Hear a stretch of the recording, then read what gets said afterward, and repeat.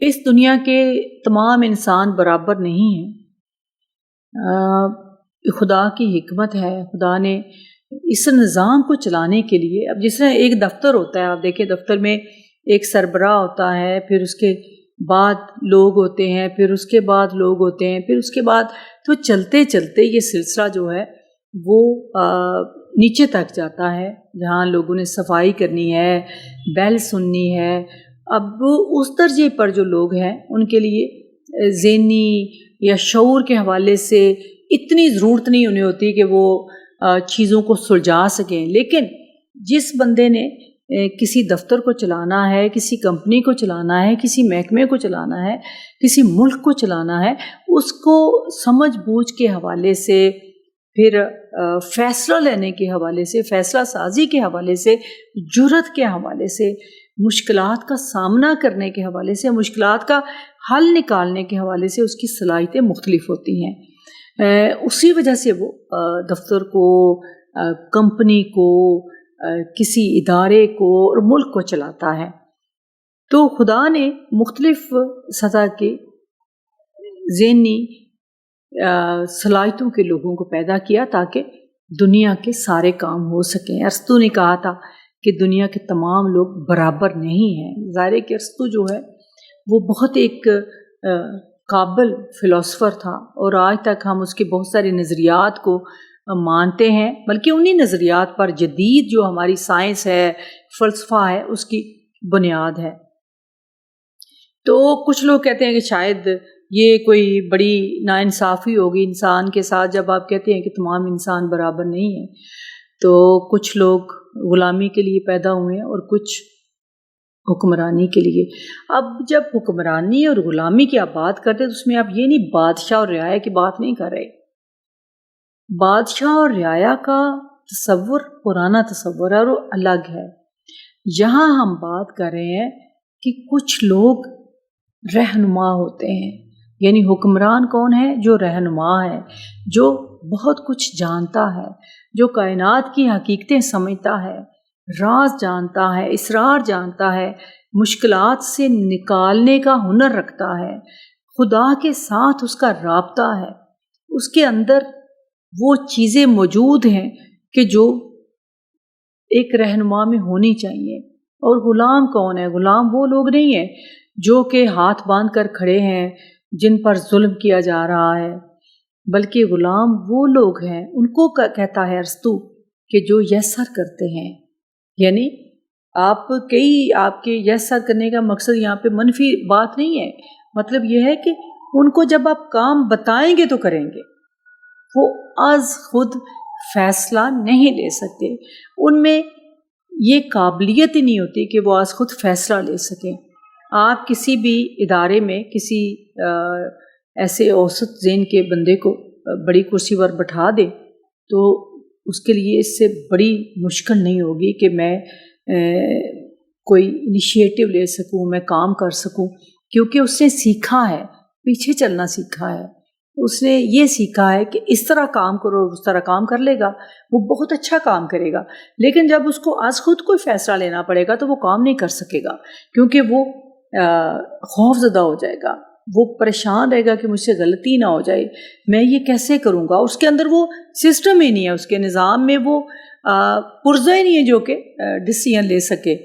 تو یہ جو حکمرانی اور غلامی ہے دراصل رہنمائی ہے، اور ایک پیروکار ہے اور ایک رہنما ہے۔ آپ دوسرے لفظوں میں یہ بھی کہہ سکتے ہیں کہ مرشد اور مرید ہے۔ مرشد وہ ہے کہ جو رہنما ہے، جو بتاتا ہے کہ کس طرف سے آپ نے جائیں گے تو منزل تک پہنچیں گے، اور مرید وہ ہے جو آنکھیں بند کر کے صرف حکم مانتا ہے اور اس کے پیچھے چلتا ہے، اور وہ زندگی بڑی سہولت سے، آرام سے گزارتا ہے۔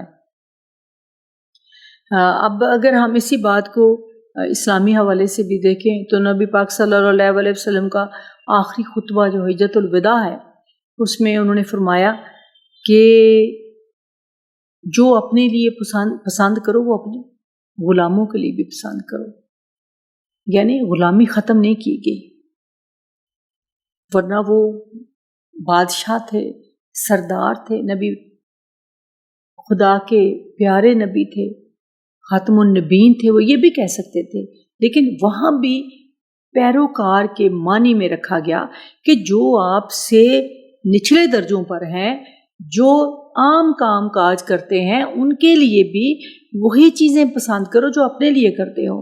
یعنی اگر وہ آپ کے گھر میں نوکر ہیں آپ کے، تو آپ جو کھانا کھاتے ہو وہ ان کو کھانا دو. تو اگر معاشرے میں یہ جو تقسیم ہے یہ نہ ہو تو معاشرہ نہیں چل سکتا. یعنی سارے ذہین لوگ ہیں تو سارے ہی ایک سطح پہ بیٹھے ہوئے ہیں، تو باقی کام کون کرے گا؟ وہ کام بھی کرنے ہیں نا. کسی نے سڑک بھی بنانی ہے، کسی نے بلڈنگ بھی بنانی ہے، نقشہ بناتا ہے انجینئر، اور پھر اینٹیں لگاتا ہے مزدور اور مستری ہے، اور پھر یہ جھاڑو لگانا بھی ہے کسی نے. تو یہ سارے، کسی نے فائل اٹھا کے بھی لانی ہے، کسی نے فائل پڑھنی ہے، تو یہ سارے کام کرنے ہیں. خدا کی حکمت ہے ان چیزوں میں. لیکن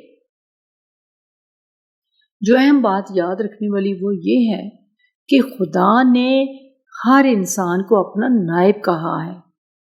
وہاں آپ کو صلاحیتوں کی وجہ سے کسی انسان کا رتبہ کام نہیں کیا. ہر انسان کا رتبہ ایک جیسا ہے، یعنی وہ ایک جیسی عزت کے قابل ہے. اس کے پاس بہت ساری ڈگریاں ہیں، اس کے پاس بہت سارا علم ہے، وہ بالکل کم علم ہے، وہ بالکل اوسط ذہن کا ہے یا کمتر ذہن کا ہے، پاگل ہے، پھر بھی وہ انسان تو ہے. تو اس کا رتبہ وہی ہے، بطور انسان اس کی عزت ہے، اور وہ خدا کا نائب ہے. وہاں کوئی تقسیم نہیں رکھی گئی، یعنی انسان کے درمیان کوئی تقسیم نہیں رکھی گئی. لیکن جب صلاحیتوں کی بات کرتے ہیں تو وہ تقسیم نہیں ہے، بلکہ وہ ایک نظام ہے کہ ایک رہنما ہے، ایک پیروکار ہے. تو یہ دنیا کا نظام اسی طرح چلنا ہے. تصوف میں بھی ہمیں مرشد اور مرید کا جو تصور ملتا ہے اس سے بھی ہم اس بات کو سمجھ سکتے ہیں. اور یہ باتیں جو تصوف کی ہیں دراصل یہ کائنات کو سمجھنے کی باتیں ہیں. اور جب ہم صوفی کی بات کرتے ہیں تو صوفی ایک ایسا فرد ہے کہ جو ظاہری علوم بھی حاصل کرتا ہے اور باطنی علوم بھی حاصل کرتا ہے. آج کے دور میں آپ دیکھیں 21ویں صدی میں ہم جتنے بھی علم حاصل کرتے ہیں یونیورسٹیوں سے، بڑی بڑی یونیورسٹیوں سے، تو ہمارا زیادہ تر جو 99% ہمارا فوکس ہے وہ ظاہری علوم پر ہوتا ہے. باطنی علوم کی طرف ہماری توجہ بہت کم ہوتی ہے. لیکن آپ آج سے 4-5 صدیاں پہلے دیکھیں، 10 صدیاں پہلے دیکھیں، تو جو مدرسے تھے اس دور کے جن میں صوفیوں نے تعلیم حاصل کی، تو انہوں نے باطنی تعلیم بھی حاصل کی. انہوں نے ظاہر کے ساتھ ساتھ باطن کو اجاگر کرنے والی تعلیم بھی حاصل کی. فلکیات کی، علم نجوم کی، ریاضی، منطق، شعر، یہ ساری چیزیں بھی حاصل کی. جو آج ہم اگر ایم اے کرتے ہیں تو ہمارا کسی ایک مضمون پر فوکس ہوتا ہے، لیکن یہ لوگ بہت عالم، فاضل، نفسیات دان تھے. انہوں نے اپنی ذات کے رموز بھی جانے اور پھر کائنات کے رموز جاننے کی کوشش بھی کی. اس لیے صوفی ایک عام انسان نہیں ہے، وہ ایک بہت گہرا عالم، عاشق، نفسیات دان ہے جو دھرتی کی نبض بھی محسوس کرتا ہے اور انسان کی بھی، کائنات کی بھی.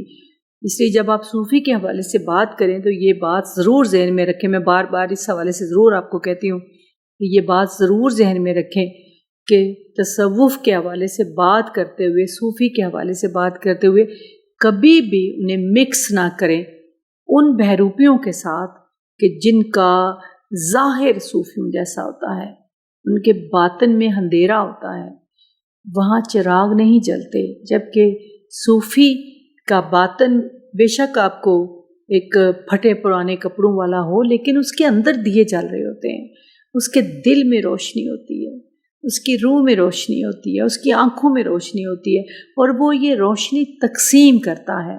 اس کا کام ہی ہے تقسیم کرنا، سکھ تقسیم کرنا، دکھ وصول کرنا اور سکھ بانٹنا. تو زندگی میں اگر ہم یہ سیکھ لیں کہ ہم نے سکھ بانٹنے ہیں، خوشیاں بانٹنی ہیں، تو ہماری اپنی زندگی بھی سہل ہو سکتی ہے اور دوسروں کی بھی. بہت شکریہ.